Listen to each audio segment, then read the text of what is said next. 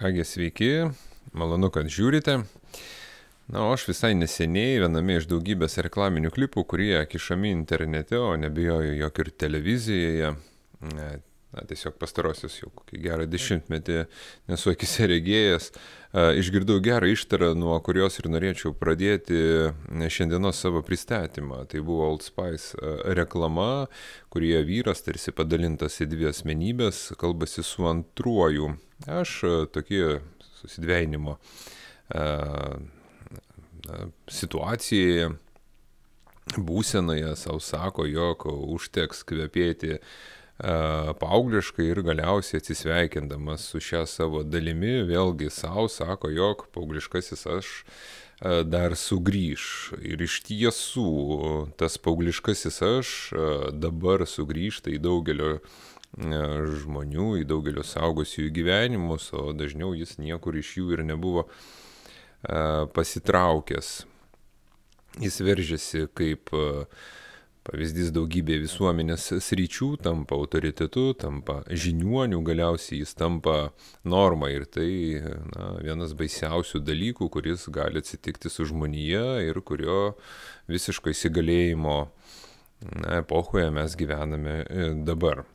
Tiesiog mes dar nesame toje stadijoje kaip tas reklamos herojus, jog galime, būdami tarsi susidvejinimo būsenoje, bent jau dalis iš mūsų savo pasakyti, jog pakaks, ar bent jau kritiškai pažvelgti į tokią frustraciją, o greitai ir tokio dialogo tiesiog nebeliks, mes tiesiog nebegalėsime pažvelgti į save iš šalies ir vaikiško naivumo būsenoje, kuri labiau primena tokį brandaus žmogaus savo amžiumi, bet visiško palaimingo oligofreno savo mąstyseną, kuris ne tiek galvoja, kiek tiesiog juda tame hipergreitame sraute informacijos, vadovaudamasis instinktų ir primestų idealų pasaulyje sieks tokios pilnos euforijos tenkinant šiuos nesibaigiančius merkantilinius poreikius ir galiausiai taip ir nusibaigs nieko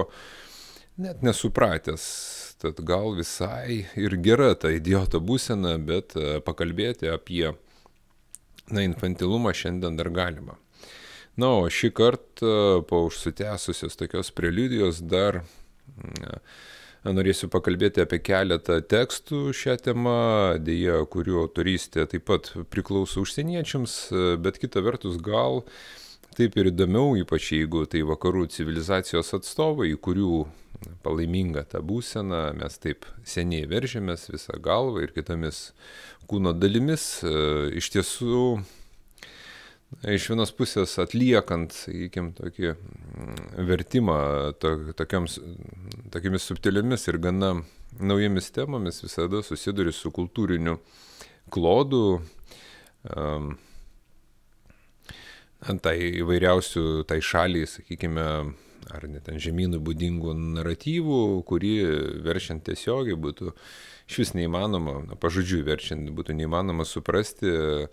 Tad tenka bent šiek tiek pasigilinti į tai, ką norėjo pasakyti autorius, tačiau vakarietiška pažanga ir jų esamo pas juos laiko kontempliacija mums gali labai praversti suvokiant, kas vyksta pas mus, arba kas vyks tiksliau netgi pas mus, ypač dabar, kai šis laiko kontinuumas, vėlgi žengiant to technologinio pagreičio stratomis, vis greičiau įveikiamas, todėl galima kalbėti ir apie netolimą ateitį, arba kai kuriais aspektais ir apie dabartį, gal tik labiau artimame mums kontekste. Taigi, nagrinėjant infantilų, tai yra nebrandžios psichikos žmonių, klodų susiformavimo arba stagnacijos, tai priežastis ir bendrą pasaulėžiūrą, dar reikia paminėti, jog nemažai informacijos rasime knygose, kurios galbūt ne visada tiesiogiai yra nukreiptos į šį reiškinį, tačiau nagrinėja bendrą žmogaus socializacijos kontekstą ir iššūkius, su kuriais bręstantis žmogus gali susidurti. Tai gali padėti suprasti ne tik infantilios psichikos žmogaus mąstymo principus, kaip savaime esančius, bet ir iš ko išplaukia šių principų formavimasis.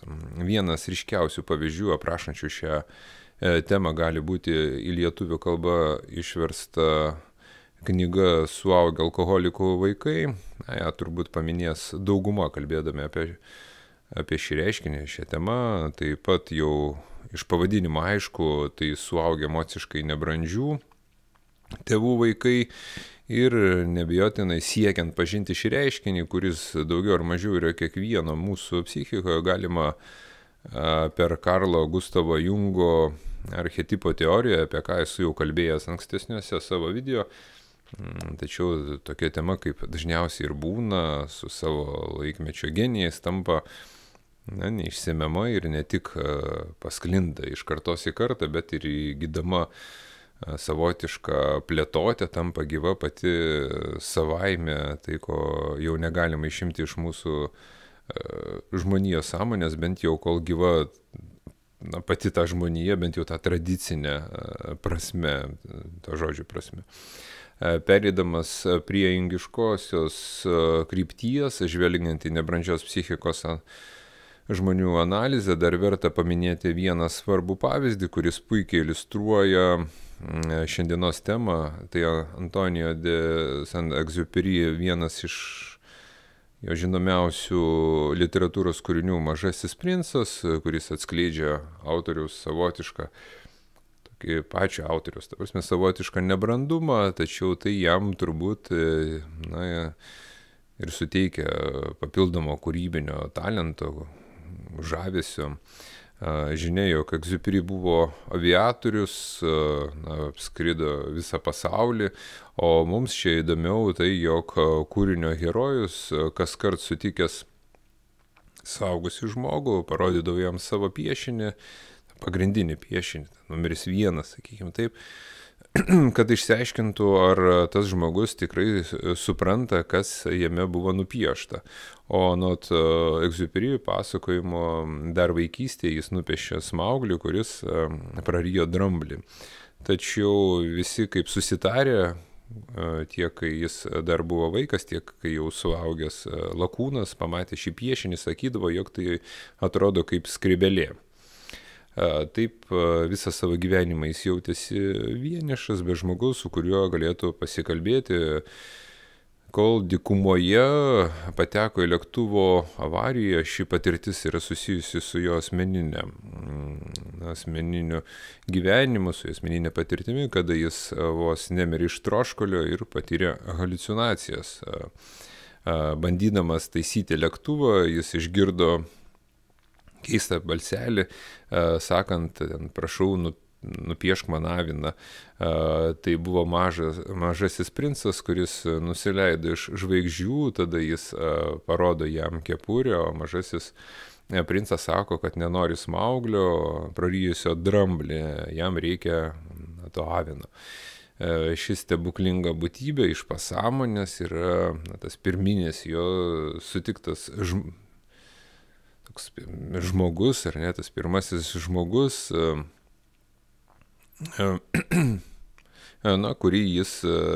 kuris jį suprato.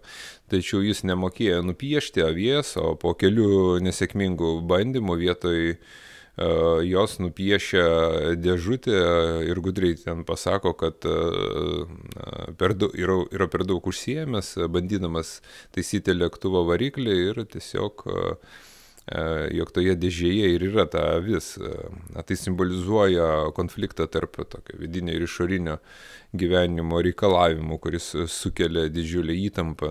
Įprastas dalykas, kurį daro šiuo atveju ir Pueras, tai yra susideda visus savo planus į dėžutę ir pasideda į šalį, demonstruodamas nusivylimą ir nekantrumo savybės. Tai yra didelis pavojus, galbūt svarbiausias dalykas, kurį gali padaryti Puer, yra į ką nors žiūrėti rimtai ir to laikytis. Tad šioje vietoje nuo Mažojo princo pereikime prie Jungo. Ne veltui mes užsiminėme apie Puer Aeternus, tai yra amžiną berniuką ir jungiškojo archetipo teoriją. Sutiksime šiuo Puero priešingybę, brandų seną žmogų, tai yra Saneks. Tad prieš toliau plėtojant mintį apie puer eternus, verta šiek tiek staptelėti prie Sanix archetipo, nes šie du vienas kitam tarsi priešingi poliai, priešingi archetipai iš tiesų yra neatskiriami kaip dvi tos pačios monetos pusės. Nepažinę vieno mes pilnavertiškai nepažinsime ir kito, taigi Sanix sunkiai dirbantis, puer daugiau svajojantis. Vieno ir kito santykis kiekviename žmoguje skiriasi, abu archetipai gyvena mumise ir abu yra būtini psichiškai sveikam gyvenimui.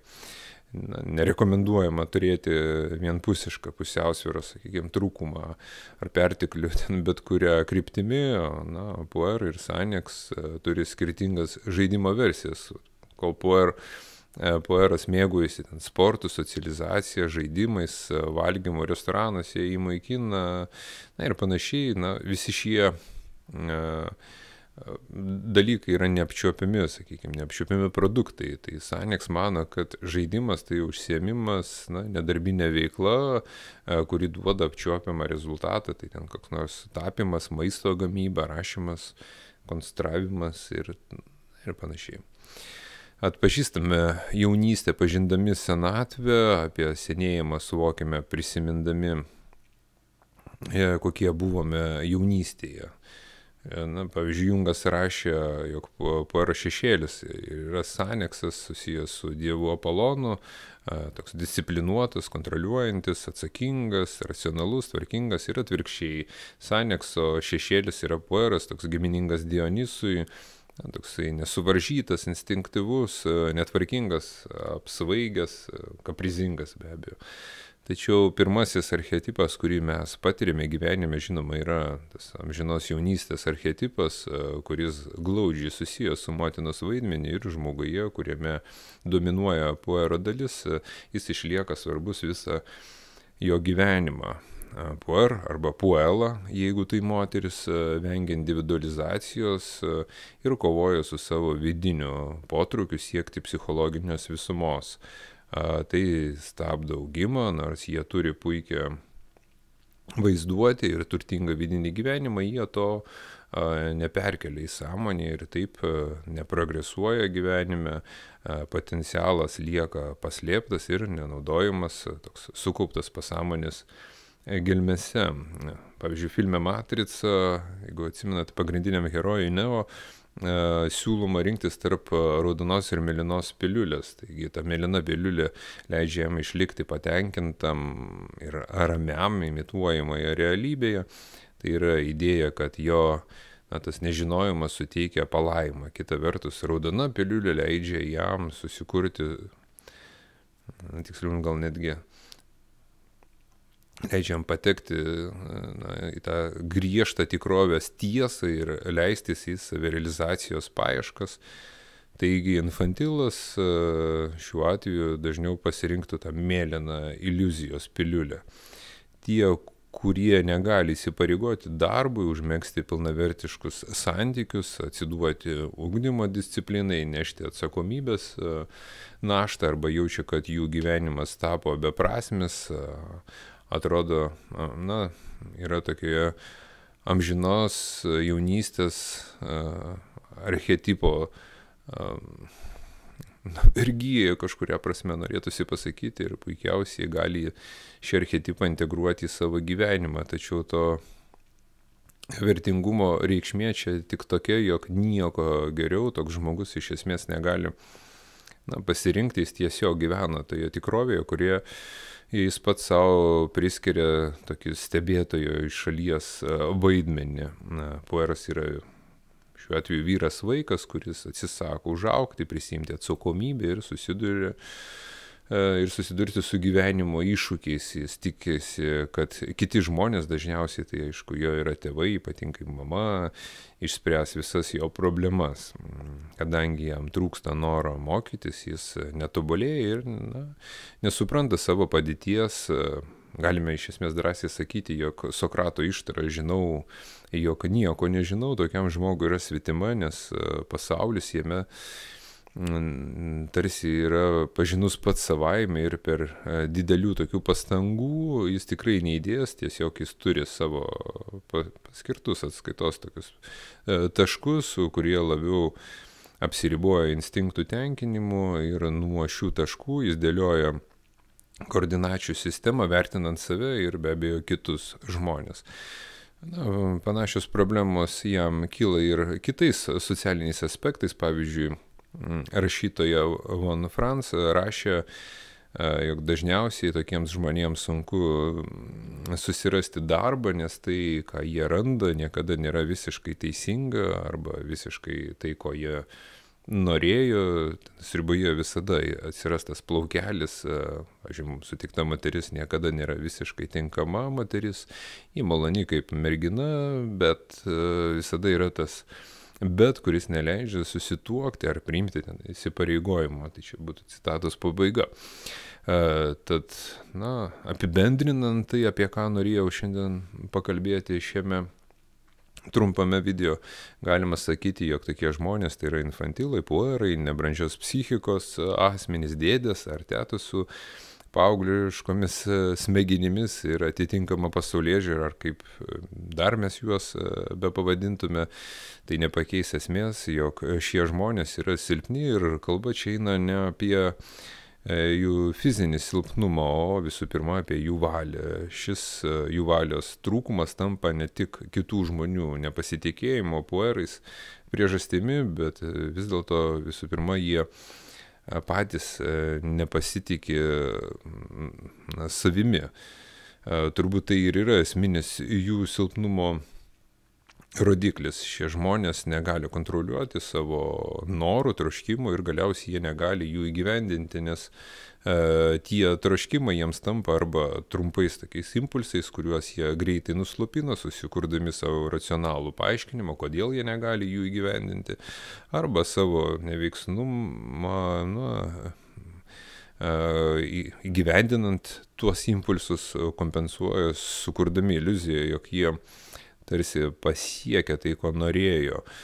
Apskritai šie žmonės nuolatos, jau kaip minėjau, gyvena tame tokiame fantazijų pasaulyje, suvokimas, kad jis turi prisitaikyti prie tikrovės, jam yra tokia tarsi intelektualinė idėja, kurie jis įgyvendina fantaziją, bet ne realybėje, nors tai gali atrodyti paprasta. Šis infantilas, jisai negali peržengti tos ribos nuo fantazijos iki veiksmo.